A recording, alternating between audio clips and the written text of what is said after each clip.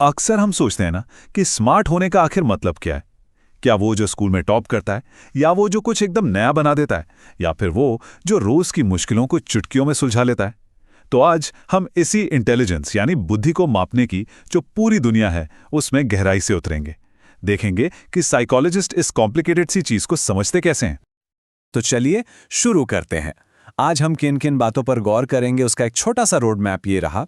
हम देखेंगे कि बुद्धि आखिर काम कैसे करती है, स्टर्नबर्ग की 3 तरह की इंटेलिजेंस क्या है, पहला आईक्यू टेस्ट कब और कैसे बना, आज के ज़माने में कितने तरह के टेस्ट होते हैं, और आखिर में इन आईक्यू स्कोर का मतलब क्या होता है। तो सबसे पहले सवाल पर आते हैं कि बुद्धि कैसे काम करती है। देखिए, इंटेलिजेंस सिर्फ ये नहीं है कि आपको कितना पता है। असली खेल तो इस बात का है कि आपका दिमाग उस जानकारी को प्रोसेस कैसे करता है, इस्तेमाल कैसे करता है। तो चलिए उन थ्योरीज को समझते हैं जो क्या से ज्यादा कैसे पर फोकस करती हैं।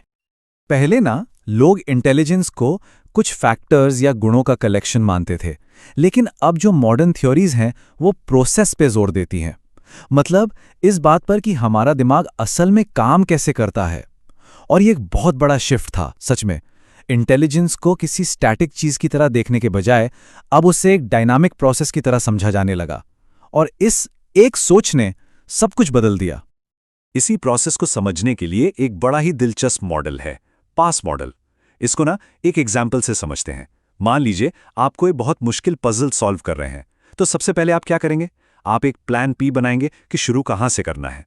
फिर आप अपना पूरा अटेंशन ए यानी ध्यान उस पर लगाएंगे। आप एक साथ साइमल्टेनियस एस सारे टुकड़ों को देखकर एक बड़ी पिक्चर बनाने की कोशिश करेंगे, और फिर एक एक करके सक्सेसिव एस सही क्रम में उन्हें जोड़ते जाएंगे। बस यही है पास मॉडल इन एक्शन। अब यहां से मामला और भी इंटरेस्टिंग हो जाता है। एक साइकोलॉजिस्ट थे रॉबर्ट स्टर्नबर्ग। उन्होंने 1985 में एक थ्योरी दी जिसने सबको चौंका दिया। उन्होंने कहा कि इंटेलिजेंस कोई एक चीज नहीं है, बल्कि ये 3 अलग-अलग तरह की होती है। तो पहली है एनालिटिकल इंटेलिजेंस, जिसे हम घटकीय बुद्धि भी कहते हैं। ये वो इंटेलिजेंस है जो स्कूल कॉलेज में बहुत काम आती है। किसी प्रॉब्लम को एनालाइज करना, उसके टुकड़े करके समझना, जिसे हम आम भाषा में बुक स्मार्ट्स या किताबी ज्ञान कहते हैं ना, वो काफी हद तक यही है। फिर आती है क्रिएटिव इंटेलिजेंस यानी सृजनात्मक बुद्धि। ये है आउट ऑफ द बॉक्स सोचने की काबिलियत। जब किसी मुश्किल में सब एक ही तरह से सोच रहे हों और आपको एकदम नया अनोखा सॉल्यूशन लेकर आएं, वो क्रिएटिव इंटेलिजेंस का कमाल है। ये हमारे वो यूरिका वाले मोमेंट्स होते हैं। और तीसरी, जो शायद सबसे जरूरी है, वो है प्रैक्टिकल इंटेलिजेंस या व्यावहारिक बुद्धि। इसको हम स्ट्रीट स्मार्ट्स भी कहते हैं। मतलब रोजमर्रा की जिंदगी में सिचुएशन को भांपकर अपना काम निकाल लेने की कला। ये वो कॉमन सेंस है जो किताबों में नहीं मिलता। तो ठीक है, हमने ये तो समझ लिया कि इंटेलिजेंस के कितने अलग-अलग रूप हो सकते हैं, पर सवाल ये है कि इनको मापना कैसे शुरू किया गया। तो चलिए अब कहानी में थोड़ा पीछे चलते हैं और पहले इंटेलिजेंस टेस्ट के जन्म की बात करते हैं। इसकी शुरुआत हुई 1905 में फ्रांस से, जब बिने और साइमन ने एक टेस्ट बनाया। मकसद बस इतना था कि स्कूल में जिन बच्चों को एक्स्ट्रा हेल्प की जरूरत है उनकी पहचान हो सके। लेकिन फिर देखिए क्या हुआ। 1916 में अमेरिका की स्टैनफोर्ड यूनिवर्सिटी में इसे अडॉप्ट किया गया, और ये बन गया स्टैनफोर्ड बिने टेस्ट। फिर वर्ल्ड वॉर 1 के दौरान अमेरिकी सेना ने भर्ती के लिए इसका इस्तेमाल किया, और 1922 तक तो इसका एक इंडियन अडेप्टेशन, हिंदुस्तानी बिने परफॉर्मेंस पॉइंट स्केल भी आ चुका था। मतलब जो चीज एक नेक काम के लिए शुरू हुई थी, वो देखते ही देखते एक ग्लोबल स्टैंडर्ड बन गई। और इस पूरी जर्नी का नतीजा ये है कि आज हमारे पास इंटेलिजेंस को मापने के लिए एक नहीं बल्कि कई तरह के टेस्ट्स हैं। एक पूरा टूल बॉक्स है, और हर टूल का अपना एक खास मकसद है। मोटे तौर पर हम इन्हें 2 कैटेगरीज में बांट सकते हैं। एक होते हैं वर्बल टेस्ट्स यानी शाब्दिक परीक्षण। इनमें भाषा का इस्तेमाल होता है, मतलब सवाल लिखे या बोले जाते हैं, और जाहिर है इसके लिए एक खास भाषा का ज्ञान होना जरूरी है। दूसरी तरफ होते हैं नॉन वर्बल टेस्ट्स यानी अशाब्दिक परीक्षण। इनमें भाषा की जरूरत नहीं होती। यहां चित्रों, डायग्राम्स या परफॉर्मेंस टास्क्स का इस्तेमाल होता है। तो सवाल उठता है कि ये नॉन वर्बल टेस्ट बनाए ही क्यों गए। देखिए, लक्ष्य एक ऐसा कल्चर फ्री टेस्ट बनाना था जो किसी की असली इंटेलिजेंस को मापे, ना कि उसकी भाषा या उसके कल्चरल नॉलेज को।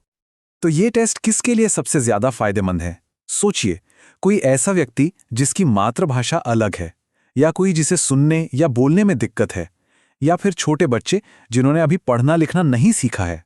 इन सभी के लिए नॉन वर्बल टेस्ट एक फेयर चांस देते हैं ताकि उनकी इंटेलिजेंस का सही आकलन हो सके। अच्छा, तो टेस्ट हो गया, अब आता है स्कोर, जिसे हम IQ स्कोर कहते हैं। पर ये जो नंबर आते हैं 100, 120, 80, इनका असली मतलब क्या होता है? चलिए इन नंबरों के पीछे की कहानी को समझते हैं। ये देखिए, टर्मन का IQ क्लासिफिकेशन स्केल। इसमें सबसे ध्यान देने वाली बात यह है कि ज्यादातर लोग, मतलब दुनिया के करीब 60% आबादी 90 से 109 के एवरेज या नॉर्मल रेंज में आती है। मतलब जीनियस या गिफ्टेड लोग जिनका स्कोर 140 से ऊपर होता है वो बहुत कम होते हैं, करीब 1%। तो ये स्कोर बस एक पैमाना है। अब बात करते हैं उन स्कोर्स की जो 70 से नीचे होते हैं। इसके लिए इंटेलेक्चुअल डिसेबिलिटी या बौद्धिक अक्षमता जैसे टर्म्स का इस्तेमाल किया जाता है। और यहाँ ये समझना बहुत ज़रूरी है कि इसका मकसद किसी को लेबल करना नहीं है, बल्कि ये समझने में मदद करता है कि उस व्यक्ति को सीखने और रोज़मर्रा के कामों में किस तरह के सपोर्ट की ज़रूरत पड़ सकती है। इस सपोर्ट को भी अलग अलग लेवल्स में बांटा गया है। जैसे जिनका IQ 55 से 70 के बीच होता है, उन्हें माइल्ड कैटेगरी में रखा जाता है और ये एजुकेबल माने जाते हैं, मतलब इन्हें पढ़ाया लिखाया जा सकता है। जिनका स्कोर 35 से 55 के बीच है, वो मॉडरेट कैटेगरी में आते हैं और इन्हें ट्रेनेबल माना जाता है, यानी इन्हें सेल्फ केयर और दूसरी स्किल्स सिखाई जा सकती हैं। इससे नीचे सीवियर और प्रोफाउंड लेवल्स होते हैं, जहां लगातार देखभाल की जरूरत पड़ती है। तो ये सब क्लासिफिकेशन सही मदद पहुंचाने के लिए बनाए गए हैं। तो आखिर में एक सवाल सोचते हैं। स्टर्नबर्ग की 3 तरह की इंटेलिजेंस के बारे में हमने बात की। अब सोचिए एक एंटरप्रेन्योर के बारे में, जो मार्केट में एक बिल्कुल नया इनोवेटिव प्रोडक्ट लॉन्च करने जा रहा है। उसे कामयाब होने के लिए इन तीनों में से किस इंटेलिजेंस की सबसे ज्यादा जरूरत पड़ेगी?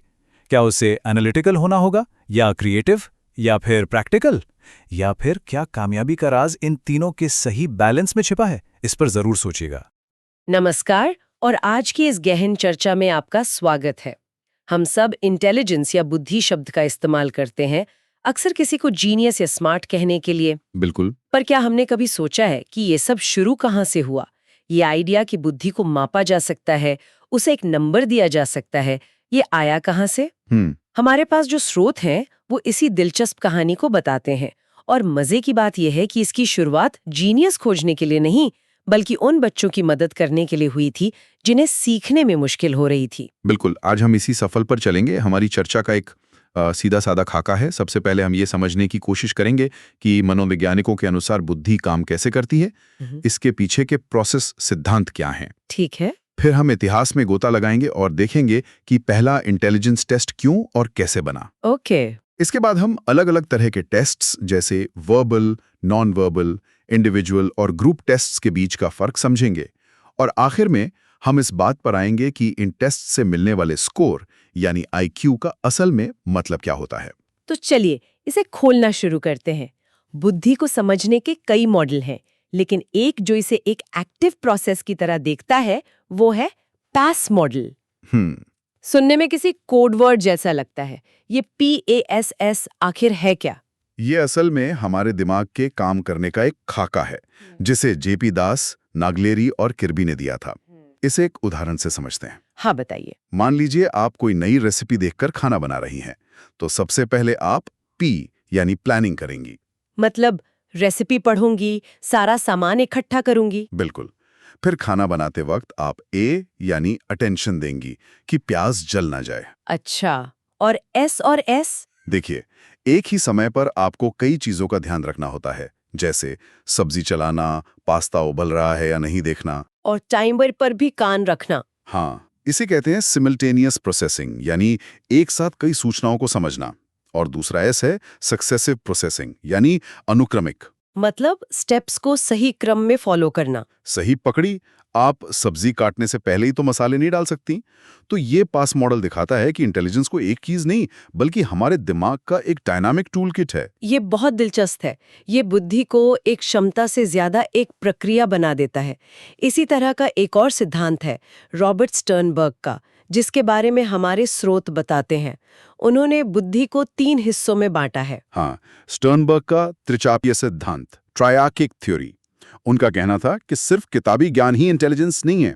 पहली है घटकीय या एनालिटिकल इंटेलिजेंस। एनालिटिकल। जी, ये वो क्षमता है जो स्कूल में अच्छे नंबर लाने या किसी डिटेक्टिव की तरह प्रॉब्लम के हर पहलू को बारीकी से देखने में काम आती है। ठीक है, तो ये हो गई प्रॉब्लम सॉल्व करने वाली एकेडमिक इंटेलिजेंस।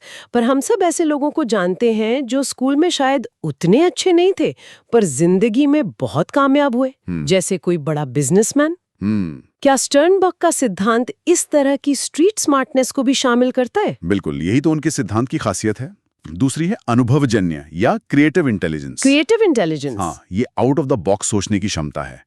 अपने पुराने अनुभवों को नए तरीके से इस्तेमाल करके कुछ नया बनाना, जैसे एक आर्टिस्ट, एक आविष्कारक। अच्छा। और तीसरी, जिसका आप जिक्र कर रही थी, वो है संदर्भात्मक या प्रैक्टिकल इंटेलिजेंस। व्यवहारिक बुद्धि। यानी वो समझ जो रोजमर्रा की जिंदगी की मुश्किलों से निपटने में काम आती है, जिसे हम आम भाषा में जुगाड़ भी कह सकते हैं। एकदम सही। जो मैकेनिक सिर्फ आवाज सुनकर गाड़ी की समस्या बता दे, या जो सेल्स पर्सन किसी भी ग्राहक को सामान बेचने का तरीका निकाल ले, वो प्रैक्टिकल इंटेलिजेंस का बेहतरीन उदाहरण है। तो स्टर्नबर्ग के हिसाब से ये तीनों एनालिटिकल, क्रिएटिव और प्रैक्टिकल मिलकर पूरी बुद्धि को परिभाषित करते हैं। जी हाँ। तो एक तरफ बुद्धि कैसे काम करती है, इसकी ये दिलचस्प थ्योरीज हैं। लेकिन ये तो बहुत अमूर्त लगता है। किसी ने पहली बार इतनी जटिल चीज को मापने, उसे एक नंबर में कैद करने की हिम्मत कैसे की? ये सफर कहाँ से शुरू हुआ? ये सफर शुरू हुआ एक बहुत ही व्यावहारिक समस्या से। 1905 में फ्रांस सरकार ने देखा कि कुछ बच्चे स्कूलों में बाकी बच्चों से पिछड़ रहे हैं। अच्छा। तो उनकी मदद करने के लिए पहले ये जानना जरूरी था कि कौन से बच्चे सच में संघर्ष कर रहे हैं।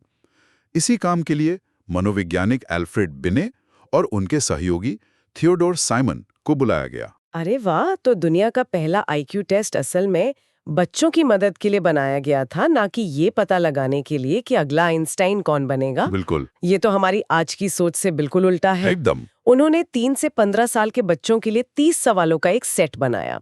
ये एक व्यक्तिगत और शाब्दिक, इंडिविजुअल एंड वर्बल परीक्षण था। मतलब एक बार में एक ही बच्चे का टेस्ट और जवाब बोल कर देने होते थे। हाँ, सवाल आसान से शुरू होकर मुश्किल होते जाते थे। और फिर ये विचार फ्रांस से निकलकर पूरी दुनिया में फैल गया। हमारे स्रोत अमेरिका और भारत का भी जिक्र करते हैं। हाँ, 1916 में ये विचार अटलांटिक पार करके अमेरिका पहुंचा। वहां स्टैनफोर्ड यूनिवर्सिटी के लुईस टर्मन ने इस टेस्ट को अमेरिकी बच्चों के लिए अनुकूलित किया। अच्छा। बिल्कुल। उन्होंने उम्र का दायरा बढ़ाकर 2 से 22 साल कर दिया और सवालों की संख्या 30 से 90 कर दी। इसी टेस्ट को आज हम स्टैनफोर्ड बिनेट टेस्ट के नाम से जानते हैं। और भारत में इसका आगमन कैसे हुआ? जब C.H. राइस ने 1922 में इसे भारतीय संदर्भ में ढाला, तो उन्हें किस तरह के बदलाव करने पड़े होंगे? क्या सिर्फ भाषा का अनुवाद काफी था या सवाल भी बदलने पड़े? ये बहुत अच्छा सवाल है। सिर्फ भाषा बदलना काफी नहीं था। आप सोचिए, एक फ्रांसीसी बच्चे के लिए जो सवाल प्रासंगिक है, जरूरी नहीं कि 1920 के दशक में लाहौर में रहने वाले बच्चे के लिए भी हो। सही बात है। राइस को प्रश्नों को भारतीय संस्कृति, रीति रिवाजों और अनुभवों के हिसाब से बदलना पड़ा। उन्होंने इसे हिंदुस्तानी बिने परफॉर्मेंस पॉइंट स्केल का नाम दिया। ये इंटेलिजेंस टेस्टिंग को वैश्विक से स्थानीय बनाने का एक शुरुआती और बहुत महत्वपूर्ण कदम था। इस पूरी कहानी में एक बात साफ हो रही है कि जरूरत के हिसाब से अलग-अलग तरह के टेस्ट विकसित हुए। व्यक्तिगत, सामूहिक, शाब्दिक, अशाब्दिक। ये वर्गीकरण क्यों इतना जरूरी है? ये बहुत जरूरी है क्योंकि हर इंसान एक जैसा नहीं होता। शाब्दिक टेस्ट उन लोगों के लिए अच्छे हैं जो पढ़ लिख सकते हैं और भाषा पर अच्छी पकड़ रखते हैं। लेकिन उनका क्या जो पढ़ लिख नहीं सकते, या कोई ऐसा व्यक्ति जिसकी भाषा टेस्ट की भाषा से अलग हो, या कोई बच्चा जो बोलने सुनने में अक्षम हो, उनके लिए अशाब्दिक टेस्ट बनाए गए होंगे। इसमें किस तरह के सवाल होते हैं? इसमें भाषा का इस्तेमाल होता ही नहीं है। आपको काम दिए जाते हैं, जैसे लकड़ी के ब्लॉक से कोई खास डिजाइन बनाना, किसी अधूरी तस्वीर को पूरा करना, या कागज पर बनी भूल भुलैया से पेंसिल से रास्ता खोजना। अच्छा। ये आपकी प्रॉब्लम सॉल्विंग स्किल को बिना शब्दों के जांचते हैं। तो क्या हम यह कह सकते हैं कि ये अशाब्दिक परीक्षण ज्यादा निष्पक्ष होते हैं? हमारे स्रोत में इन्हें संस्कृति मुक्त परीक्षण या कल्चर फ्री टेस्ट्स भी कहा गया है, पर मैं इस शब्द को लेकर थोड़ी संशय में हूँ। क्या कोई भी टेस्ट सच में पूरी तरह से संस्कृति से मुक्त हो सकता है? ये एक बहुत वैध आलोचना है। संस्कृति मुक्त एक, आप कह सकते हैं कि एक आदर्श स्थिति है।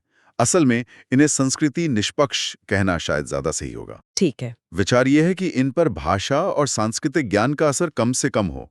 ब्लॉक से कोई डिजाइन बनाना शायद किसी एक संस्कृति से उतना नहीं जुड़ा है जितना किसी देश के इतिहास से जुड़ा कोई सवाल। समझ गई। लेकिन फिर भी जिस बच्चे को बचपन से बिल्डिंग ब्लॉक्स जैसे खिलौनों से खेलने का मौका मिला हो, उसे थोड़ा फायदा तो हो ही सकता है। बिल्कुल हो सकता है। और फिर आते हैं ग्रुप टेस्ट्स, जिनका जिक्र प्रथम विश्व युद्ध के संदर्भ में होता है। ये तो एक बिल्कुल ही अलग जरूरत से पैदा हुए होंगे। सही पकड़े। 1917 में जब अमेरिका विश्व युद्ध में शामिल हुआ तो उन्हें लाखों सैनिकों की फटाफट भर्ती करनी थी। अब एक एक सैनिक का व्यक्तिगत टेस्ट लेना वो तो असंभव था। हाँ, उसमें तो सालों लग जाते हैं। बिल्कुल। तब ओटिस और यर्क्स जैसे मनोवैज्ञानिकों ने सामूहिक परीक्षण ग्रुप टेस्ट्स बनाए। यहाँ भी उन्होंने जरूरतों के हिसाब से 2 अलग-अलग टेस्ट बनाए होंगे, आर्मी अल्फा और आर्मी बीटा। बिल्कुल, ये स्टर्नबर्ग की थ्योरी का एक सटीक प्रैक्टिकल उदाहरण है। आर्मी अल्फा टेस्ट एक शाब्दिक परीक्षण था जो पढ़े लिखे रंगरूटों के लिए था, ताकि उनमें से अफसर यानी लीडरशिप रोल के लिए लोग चुने जा सके। तो ये उनके एनालिटिकल इंटेलिजेंस जांच रहा था। जी हाँ। वहीं आर्मी बीटा टेस्ट एक अशाब्दिक परीक्षण था जो अनपढ़ या कम पढ़े लिखे लोगों के लिए था, जिन्हें सिपाही बनना था। इसमें चित्रों को पूरा करने या पैटर्न पहचानने जैसे काम थे, जो उनकी प्रैक्टिकल इंटेलिजेंस को मापते थे। एकदम सही। ठीक है, तो व्यक्तिगत टेस्ट सबसे सटीक है, लेकिन समूह टेस्ट ज्यादा कुशल है। जब ये टेस्ट हो जाता है और एक स्कोर आता है, तो बड़ा सवाल ये है, उस नंबर का मतलब क्या है? हम एक रॉ स्कोर से किसी को औसत या प्रतिभाशाली कैसे कह देते हैं? यहीं पर बेसल एज और टर्मिनल एज जैसे कॉन्सेप्ट आते हैं। हाँ, ये दोनों कॉन्सेप्ट विलियम स्टर्न ने दिए थे, जो आईक्यू स्कोर की नींव है। इसे सरल तरीके से समझते हैं। मान लीजिए एक 8 साल का बच्चा टेस्ट दे रहा है। ठीक है। वो 10 साल की उम्र के बच्चों के लिए बने सारे सवालों का सही जवाब दे देता है, तो 10 साल उसकी बेसल एज हो गई। तो बेसल एज एक तरह से आपके ज्ञान का ठोस धरातल है, वो उच्चतम लेवल जहां आप आराम से सारे सवालों के जवाब दे रहे हैं। और टर्मिनल एज? टर्मिनल एज वो दीवार है जिससे आप टकराते हैं। मान लीजिए वही बच्चा 11 साल के स्तर के सवालों के जवाब दे पाता है, लेकिन 12 साल के स्तर के किसी भी सवाल का जवाब नहीं दे पाता। ओके। तो 12 साल उसकी टर्मिनल एज हो गई। उसकी मानसिक आयु इन दोनों के बीच कहीं होती है, जिसे एक फॉर्मूले से कैलकुलेट किया जाता है। और इसी मानसिक आयु और बच्चे की वास्तविक आयु के आधार पर आईक्यू निकाला जाता है, जिससे वो मशहूर आईक्यू तालिका बनी है।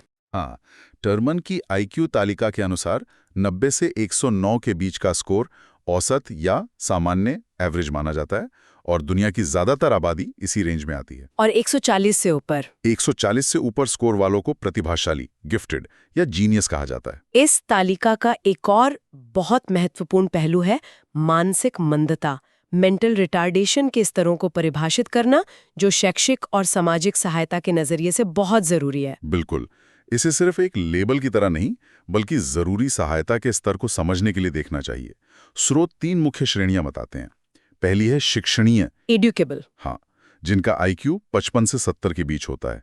इन्हें विशेष सहायता से पढ़ाया लिखाया जा सकता है, बस इनकी सीखने की गति थोड़ी धीमी होती है। दूसरी श्रेणी है प्रशिक्षणीय, जिनका आईक्यू 35 से 55 के बीच होता है। हाँ, इनके लिए किताबी पढ़ाई से ज्यादा जीवन कौशल का प्रशिक्षण जरूरी होता है, जैसे खुद की देखभाल करना, रोजमर्रा के काम करना।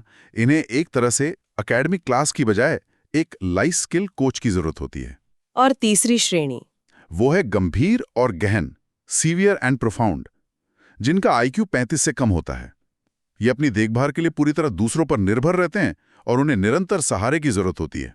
तो आज हमने बुद्धि को सिर्फ एक नंबर या एक लेबल के तौर पर नहीं देखा, बल्कि एक प्रक्रिया के रूप में समझा। हमने ये भी देखा कि इसे मापने के तरीके कैसे समय, जरूरत और संस्कृति के साथ विकसित हुए। फ्रांस में स्कूली बच्चों की मदद करने की जरूरत से लेकर युद्ध के मैदान में सैनिकों की भर्ती की जरूरत तक। बिल्कुल। ये पूरी चर्चा हमें एक बहुत ही विचारणीय प्रश्न पर लाकर छोड़ती है। इन सभी परीक्षणों का जन्म शिक्षा और सेना जैसी बहुत ही विशिष्ट और व्यवहारिक समस्याओं को हल करने के लिए हुआ था। सुनने वाले इस पर सोच सकते हैं, इन परीक्षणों का ये व्यावहारिक मूल आज बुद्धि के बारे में हमारी समझ को किस तरह से सीमित या शायद प्रभावित करता होगा। क्या हम आज भी इंटेलिजेंस को उन्हीं पैमानों पर माप रहे हैं जो 100 साल पहले किसी और जरूरत के लिए बनाए गए थे, और शायद उन तरीकों से इस्तेमाल कर रहे हैं जिनकी कल्पना इनके बनाने वालों ने भी कभी नहीं की थी?